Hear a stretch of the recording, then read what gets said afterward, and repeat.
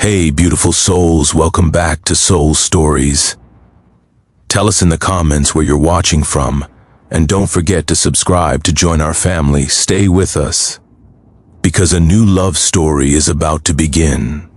The summer of 1887 had been the driest anyone could remember. The creek that ran through Elijah Thornton's property had shrunk to barely a trickle, and the sky stretched overhead like a sheet of copper, merciless and endless. Elijah had grown accustomed to loneliness the way a man grows accustomed to an old scar. It becomes part of who you are, something you stop noticing until someone points it out. He had been alone on this ranch for 7 years now, ever since his father passed and his brother moved east to chase dreams that had nothing to do with cattle or dust or the unforgiving Montana land.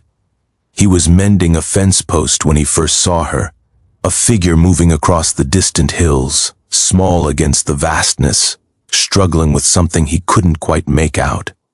He squinted against the afternoon sun and watched as she grew closer, pulling behind her what appeared to be a small handcart with a broken wheel.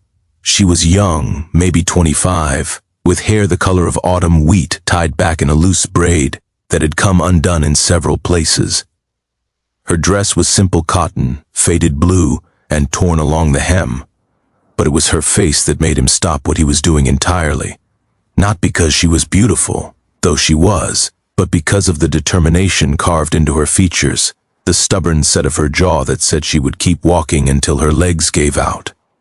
"Ma'am," he called out when she was close enough to hear. "You look like you could use some help." She stopped, and for a moment, something like fear flickered across her face.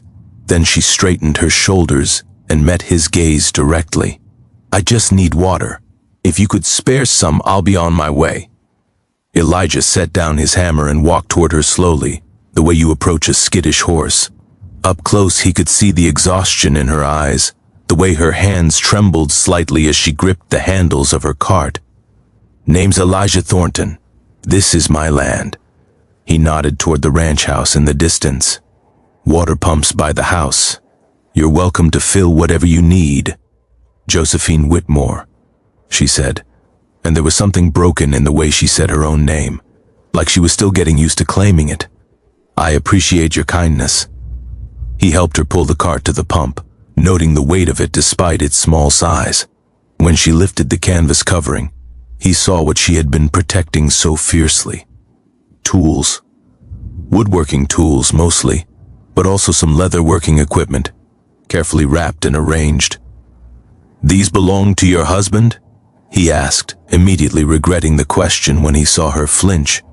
"They belong to my father." She worked the pump handle with difficulty, water splashing into her canteen. He was a craftsman, made furniture mostly, but he could fix anything, build anything. She paused, and when she spoke again, her voice was barely above a whisper. "He passed 3 months ago. Consumption. I'm sorry for your loss." She nodded, accepting his condolences with the weary grace of someone who had heard those words too many times. "After he died, I discovered he had debts. The house, the workshop, everything had to be sold. These tools were all I could save." Elijah looked at her hands, rough and calloused, but clearly unused to the kind of work those tools required. "You know how to use them?" The question seemed to crack something open in her. Her composure crumbled, and for a terrible moment, he thought she might cry, but she didn't. She just looked at him with those desperate eyes and said, "No, my father never taught me. He thought I would marry well and never need to work.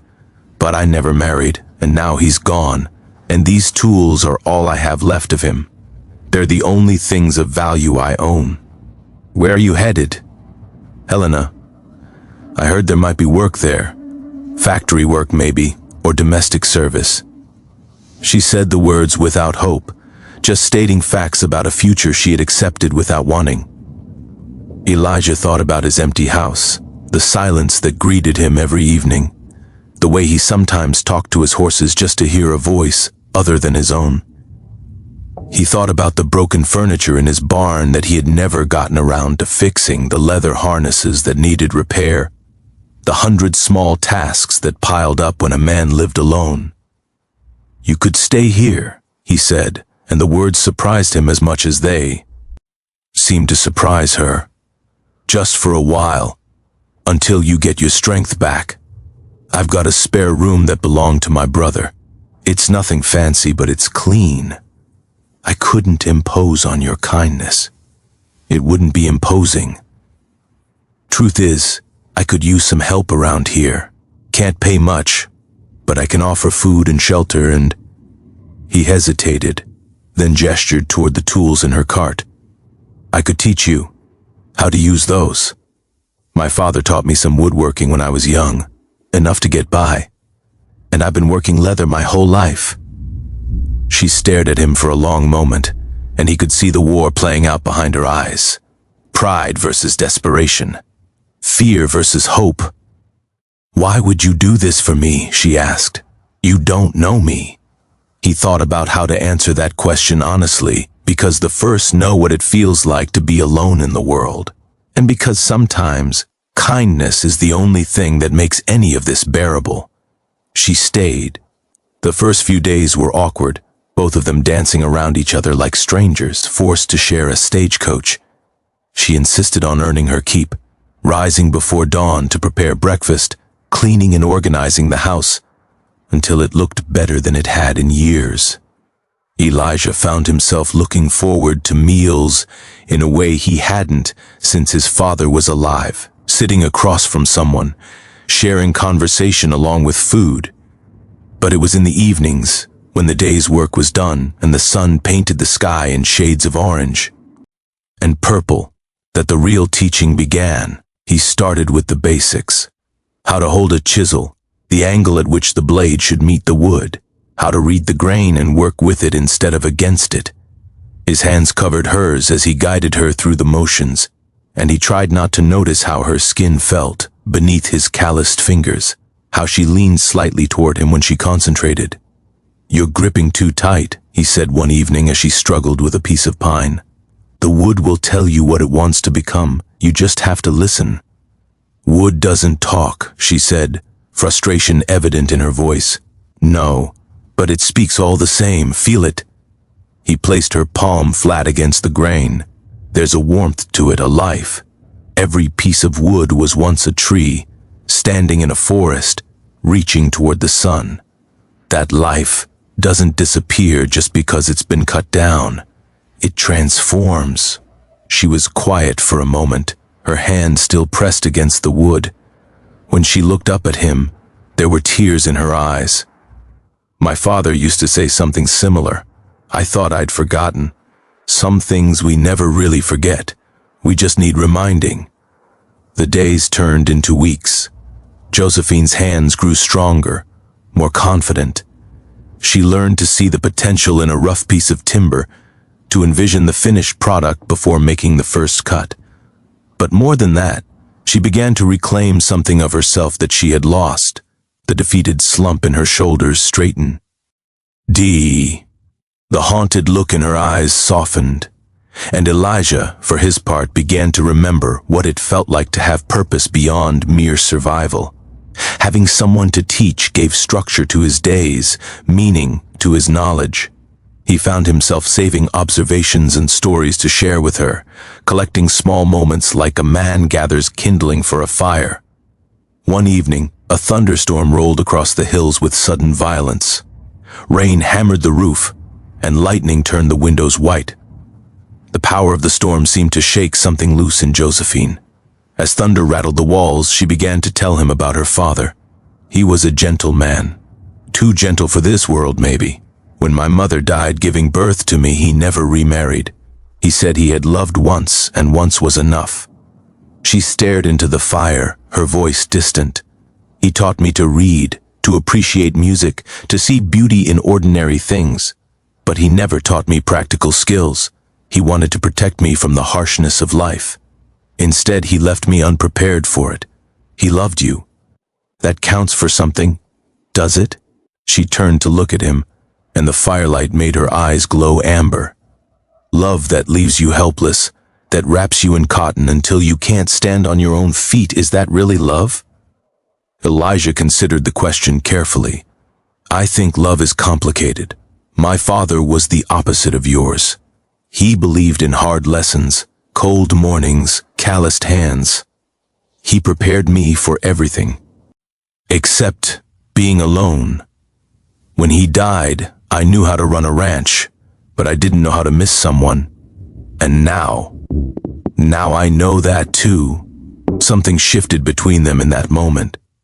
The air felt charged with more than the storm outside. Josephine reached across the space between their chairs and took his hand. Her palm was rough now, marked by the honest evidence of her labor, and he found it more beautiful than any soft skin he had ever touched. Elijah, she said softly, you've given me something I didn't know I needed.